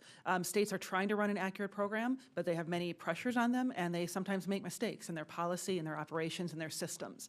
And audits through inspectors general and others come in and identify these mistakes and lift them up and hold the state accountable for addressing these. So it's really a critical role when we're looking to improve improper payments and to get benefits to eligible people. Thank you. Ms. Koselleck, how does the firing of inspectors general affect Inspector General Office's ability to prevent and address improper payments? The role the Inspector General plays is critical. One of the other things, they're often the first line of defense in investigating allegations of fraud and improper payments. So without having, strong Inspector General presence in there, that can certainly be an impediment. They're also an objective voice in identifying problems and doing investigations. So certainly having a very strong Inspector General role is critical. Inspectors General are rigorous, evidence-based use rigorous evidence-based approaches to target fraud. This is important because a reckless approach to fighting fraud risks collateral damage. It could keep federal assistance from going to those who most are in need of it. GAO's fraud risk management framework notes that agencies should consider the cost of fraud controls when designing systems, including potential delays for legitimate applicants. Ms. Koselleck, how does the work of inspectors general ensure that people get the benefit for which they are eligible? Certainly the role they play in doing the various program audits, so certainly they have a role in improper payments, but they also, as I mentioned, do program audits throughout the year, looking at the operations of the various programs. Are they being executed efficiently and effectively to make sure that the proper recipients are receiving the benefits that they are entitled to? Mr. Diefenbach, the Inspectors General serving on the Pandemic Response Accountability Committee have done great work in identifying improper payments throughout our pandemic response. What has been the impact of President Trump's purge of so many inspectors general been on the committee's work and capacity going forward? Well, we have lost, again, the leadership, the institutional knowledge of individual inspectors generals, but the offices of inspectors general still exist and are fully functioning. We work with them day in, day out on investigations. And we are, of course, an independent committee within the oversight community, the PRAC, that does operational data analytics literally every day to support investigations, to proactively find problems, and to issue reports on lessons learned and preventative measures that agencies can follow going forward. So we are continuing to do our important work to support the OIGs and to be a centralized hub, if you will, for analytics to support the OIGs that are smaller, that don't have their own capabilities. Thank you, and I yield back. Thank you very much, distinguished gentlewoman. We're delighted that you're here, and as you have proved in your service, we all want to, as well, Mr. Mfume and your side, want to stop improper payments and move to the areas that they would be needed. We now would move to distinguished gentleman, Mr. Gill from Texas. You're recognized. Thank you, Mr. Chairman. Thanks for holding this hearing today. Ms. Koselleck, thank you for being here as well. Could you remind us in fiscal year 2024, what was the amount of improper payments that were sent out? $162 billion. Okay. And which agencies were primarily responsible for that? Some of the programs that had the largest dollar amounts were Medicare, Medicaid, Earned Income Tax Credit, are some of the larger ones. Mm-hmm. And how much do you guys at the GAO estimate we lose in fraud every year? We did a fraud estimate for looking at data for years 2018 through 2022, and we came up with an estimate of $230 to $250 billion. In what agencies annually. do you primarily see fraud? That estimate was based across all programs. Okay. Got it. So if I'm in, let's just use a specific example. If I'm a fraudster and I want to collect unemployment checks that I shouldn't be receiving, and I steal somebody else's identity to do that, and I apply to the Department of Labor, what are the processes that you would expect to see the Department of Labor go through to ensure that I don't improperly or fraudulently receive a check? So unemployment insurance is an interesting one. It's a federal-state partnership program, so there are responsibilities at the federal level and at the state level. As I mentioned, really having those preventative controls in place doing those data matching checks are some of the key controls that you could expect to see to have an entity have in place. And in this case, you need to have those types of controls in place at the state and at the federal level. What do we actually see on a realistic basis? How often are some of these checks actually applied?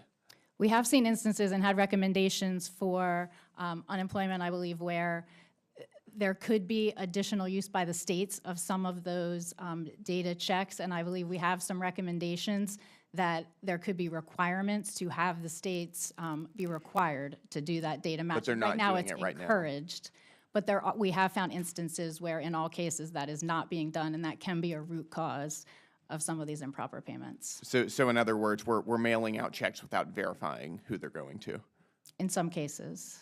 Got it. And what are the consequences for agency heads as they're mailing out American taxpayer dollars without verifying who they're going to?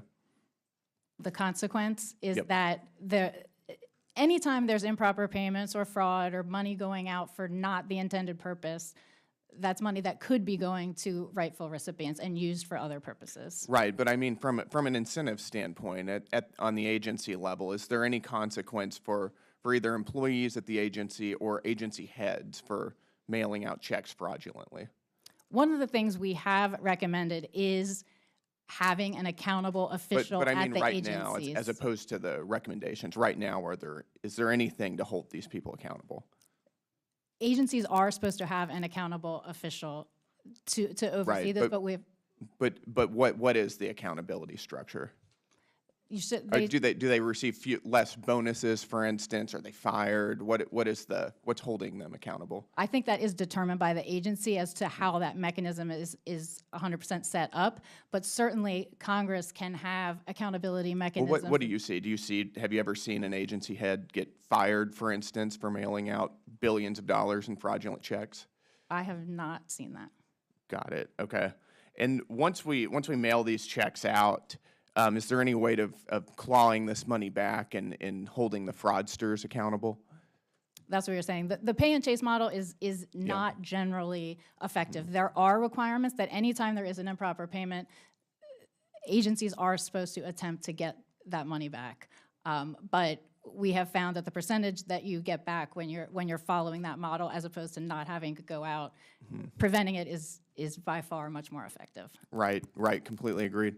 I mean, it seems to me that we've got an overextended bureaucratic administrative leviathan that is mailing out American taxpayer dollars fraudulently with virtually no accountability at all, bankrupting the American people with impunity. And this is from a federal government that ostensibly works in the interests of American citizens, is instead wasting our taxpayer dollars on a scale that is difficult to fathom. I think this is precisely why we need DOJ so badly to get this nonsense under control. And with that, Mr. Chairman, I yield back, and thank you very much. Appreciate the gentleman's questions. The distinguished gentleman from Washington, Ms. Randall, is recognized. Thank you so much, Mr. Chair, and thank you as well to our witnesses for taking the time to be here today and share your expertise. You know, I've been pretty open about sharing my sister Olivia's story. She was born with really complex disabilities and was able to receive the care she needed because of Medicaid. And she was one of an estimated 2.4 million Washingtonians enrolled in Apple Health, our state Medicaid program. And so ensuring that we are protecting that program is very important to me, not just personally, but on behalf of all my constituents. And I think I share the goals of so many of my colleagues here to ensure that we are using taxpayer dollars efficiently to provide essential services to our neighbors who need them. But what we may have some disagreement on is how to make the federal government and our programs work better for the American people. You know, my colleague talked about fraudsters, and certainly there is some fraud in some of our programs, some improper payments. But I think what we also have to underscore is the individual people that are trying to access these programs. And we had a subcommittee hearing on healthcare and financial services a week or two ago, in which we collectively, bipartisanly, discussed and understood the barriers that exist for many families trying to access Medicaid, including and especially those married couples that have a hard time getting the healthcare that they need to be successful. But I want to reiterate the difference between fraud and people perpetuating fraud and the improper payments. And Ms. Wagner, could you reiterate, is it true that the vast majority of improper payments are paperwork issues, not fraud? Yes, that is correct. It's usually a mistake in the process when you talk about a program like Medicaid. It could be mean an eligibility worker didn't follow correct procedures, or the participant was issued the wrong amount of benefits. But it's often an error, an inadvertent error by the household, or a mistake by the agency staff or system. The incidence of fraud, which is intentional deceit to gain a benefit, the incident of beneficiary fraud is very low in these programs. Yeah, thank you. You know, I've experienced in my family and heard so many anecdotes from Washingtonians, particularly parents of severely disabled children, who have this like stack of paperwork on their counters, who feel like they need to be attorneys in order to access a system to provide health care for their kids, and who are overwhelmed so often with late nights, little sleep, worry about what new medication their kids need to be on, what specialist appointment they need to get into, who spend so many hours on the phone appealing denials of claims, trying to get into an appointment with someone, trying to get answers for their kid and take care of them, while many of them also have another day job. This, to characterize these parents as fraudsters, or to try and lump in individuals who are just trying to stay alive in so many cases, feels really challenging to me.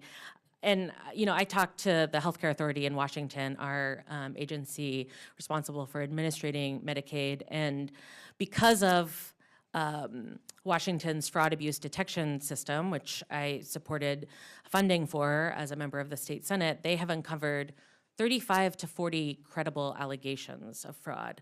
That's 35 to 40 out of 20 million claims that they receive a year. And to do that math for us, it's 0.0002% of fraudulent claims. And none of us are claiming that no fraud exists, but I think we need to keep in mind the scale of the problem here and who is perpetrating the incorrect payments. I also want to raise one thing that the Healthcare Authority suggested might be helpful as we talk about efficiencies in government.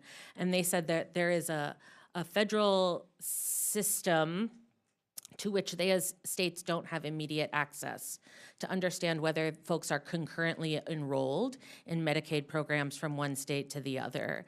I know there is, we will have in the next couple of years some changes to that database to monitor when someone moves and changes their address, but it doesn't allow agencies like the Healthcare Authority in Washington to track whether there's concurrent enrollment. And that would be something that I'd love the chance to work on with my colleagues. And I yield my time. Gentlewoman yields back her time. Thank you very much. We've moved to distinguished gentleman from Tennessee, Mr. Burchett. Thank you, Mr. Chairman, and thank you, ma'am, for sharing that story about your sister. I did not know that. That gave me a lot to think about. Ms. Kosciolek, is that correct? Did I get that close? You got Quasi Mafumi and Tim Burchett up here. We can't. Nobody gets our names right, and I probably didn't get his name right. So let me ask you a question, ma'am, if I can see through this big head of hair right here in front of me. What are some of the key issues that prevented these agencies from prioritizing prevention of improper payments and fraud? And I wish you'd also talk a little bit about just human error, how that plays into this. Yeah, so there certainly can be human error. And I just want to clarify, the fraud, to be sure, fraud is a big problem. The fraud numbers that we estimated over those years was about 3 to 7% of the funding. But to be sure, as we noted, you know, any amount of fraud is money not going to the intended purpose. So some of the key issues, I think, that prevent folks from being able to effectively put the right controls in place does have to do with some data sharing, some access, truly understanding the eligibility requirements, the data attributes that should be checked, and then having that right information to be able to do that checking to make sure that the payments are valid, going to the right person, is really what's critical and can be some of the key challenges and issues that agencies face. The agencies in 2024, fiscal year 24, they collectively estimated approximately $161.5 billion in improper payments. Do you think Congress can get to the point where we can stop that? I think the goal is to reduce that. You'll probably never get rid of the risk of fraud. It's innate in all programs, but there should be a concerted effort to have that as low as possible and have the right preventative controls in place to not leave so much money on the table to that. I guess in this case, it's the original sin, so to speak. Yeah. How many agencies and programs are using the GAO's fraud risk framework now? And why aren't they using it, the ones that aren't? You know, I don't know if we know the true reason why not all of them are using it. We do certainly have a recommendation to Congress to require agencies to use that. We think it's a critical and they're currently not required. They're not required to follow that? Not specifically. Okay, thank you. What can we do to enable that these agencies recover overpayments, or are they just gone? I always hear people say, oh, we're going to claw that back. I was in the legislature in Tennessee for 16 years, and I never saw, I mean, it's hook or crook. You know, it's a bogus corporation or something got money somehow or some criminal, and they're in jail. They're not paying it back. They're getting 20 cents an hour stamping out license plates. And that's the challenge. In many cases, it's not easy to get that money back. Okay. Thank you. I want to yield the rest of my time to my dear friend, Mr. Mafumi, if that's all right. Thank you, Mr. Chairman. Well, I want to thank the gentleman for yielding. Totally unnecessary. But and you're not making any points calling me a gentleman. I just want you to know that. Mr. Burchett and myself were like a guitar and a fiddle. We both have strings, but we make different sounds. And we've worked together whenever we can. Usually we're 100% on different sides of the aisle, but at moments like this, on something like this, I appreciate the gentleman for yielding, appreciate his sense of humor, and the ability to work with him. I do want to just go to two quick things that I heard that I don't want to have fall to the wayside and get out of the way for the other members, particularly Mr. Frost on our side and whoever, Mr. Chairman, you have next coming up.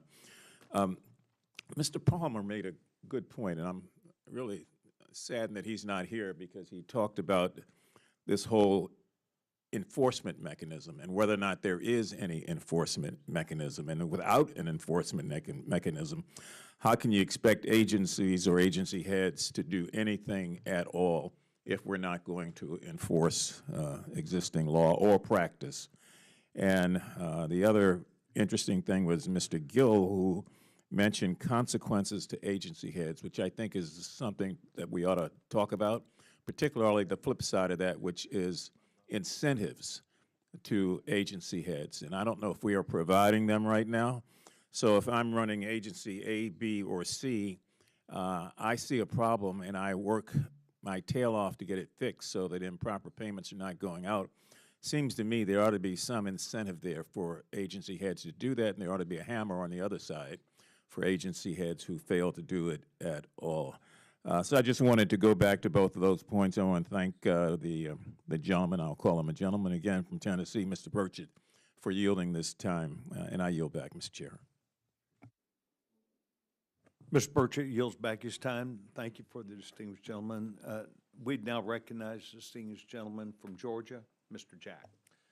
Thank you very much, Mr. Chairman. And first and foremost, if I could follow on that effective line of statement from Mr. Mfume and that potential line of questioning, I was also inspired by Mr. Palmer's statements as it relates to enforcement. If I could just go down the line, what say you about enhancing the enforcement capability, whether through legislative action or executive action?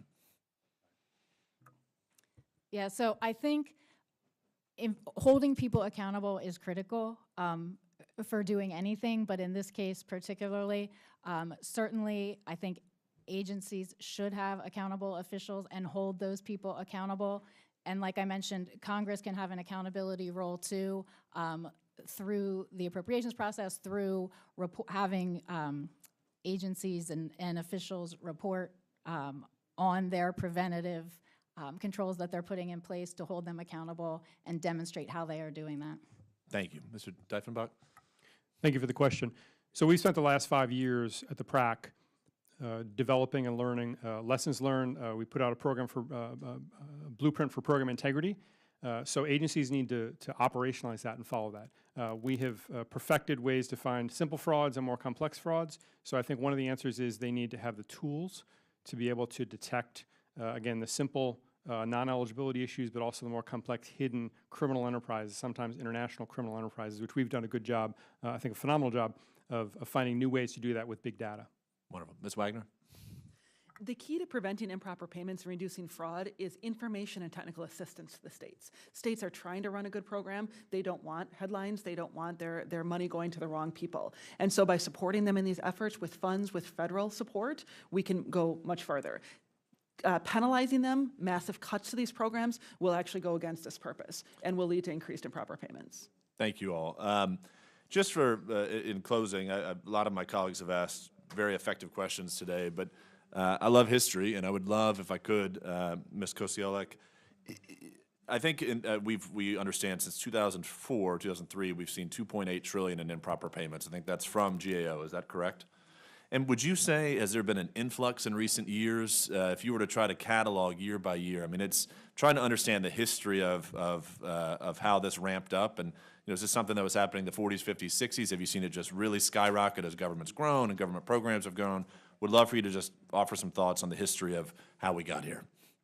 Yeah, I think certainly some of the challenges, and as we mentioned, the importance of having really foundational, good internal controls is critical, so that over the years, as emergencies are going to arise, you have those foundational controls in place. You have plans and controls ready to go. I think, as agencies and the government is forced to function in dynamic ways, if you don't have those foundations in place, that's when I think you see that fluctuation, and that just exacerbates the problem. And, sir, if you want to comment on the history of how we got here. Please, the threat is always evolving. The friction for getting public benefits is gone. Anyone with a computer anywhere in the world can apply for public benefits. Some of those programs have a lot of protections in place. As we found in the pandemic through our work, many did not. So it really takes a big data approach, using all the tools available to find the hidden connections that you can't find manually. We're working on, we're aware of 142,000 known pandemic fraud cases, and they have a fingerprint. And we've been able to figure out that fingerprint. And our hope is to be able to continue our work to help people proactively defend against these things and prevent them early, because you cannot fight today's fraud issues with yesterday's tools. Wonderful. Ms. Wagner? So Medicaid and SNAP are a little bit different than some of the other programs that are more recent or were really ramped up during the pandemic. They have a long history of working to reduce improper payments. They were challenged during the pandemic by some new programs, by increased demand, and by reduced staffing. So now we really need to kind of look at the other side of that and stabilize the workforce, improve the IT systems to continue reducing those rates. Well, I'd like to thank all three of the witnesses for appearing before us today. I want to thank the chairman for calling this hearing. And with that, I yield my remainder 30 seconds to the chairman. Thank you. Appreciate the distinguished gentleman and welcome him not just to the subcommittee, but really to Congress with an eye towards, as a new member, as well as some other people, including Mr. Frost, Mr. Moskowitz, making sure that their words that they say back home are met with the reality of other senior members working with you to achieve those things. And I think that that's the sense that I get, that it's a 100% buy-in that we have about the problem. Mr. Mfume want to come to a 100% working towards that answer. And I want to thank the distinguished gentleman. Thank you, Mr. Chairman. The distinguished gentleman from Florida is recognized. Good to see you, Mr. Frost. Thank you, thank you. Thank you, Mr. Chairman. Hello, thank you so much for being here today. You know, when I was back home in the district over the weekend, everywhere I went, the grocery store, walking around the park, doing anything, people were coming up to me asking about Social Security. And I think a lot of people are worried and scared right now. I think part of it has to do with a lot of the mis and disinformation that's going around. I mean, we've heard this constant lie from Elon Musk that tens of millions of dead people are getting Social Security paychecks. Claiming fraud on Social Security, I think, is one way that folks are going to justify cutting it, pocketing the benefits for billionaires, privatizing it. Ms. Koselleck, Elon Musk is now calling Social Security a Ponzi scheme. How concerned are you that Social Security is a Ponzi scheme? I don't think we have seen indications in our work that that is the case. Musk is calling it a Ponzi scheme as an excuse to destroy it, in my opinion. Americans earn Social Security through years of hard work, and it's a good investment. It could be a better investment for black men, because we're pretty much donors because we live less time, but that's another conversation for another time. It's one of the most popular government services, and most people support more funding for Social Security, not less. Ms. Wagner, you know, people want shorter wait times, payments processed more quickly, but at the same time, the administration wants to cut 7,000 employees from the administration. Yesterday, somebody from my office called Social Security. 30 days to process something on retirement, 30 days on Medicaid, 230 days as it relates to disability. What would be the effects of these cuts to the Social Security Administration right now? When staff shrinks, there are fewer people to take appointments, to answer phones, to process applications for different benefits, and that hurts people nationwide. And in addition to their own staff,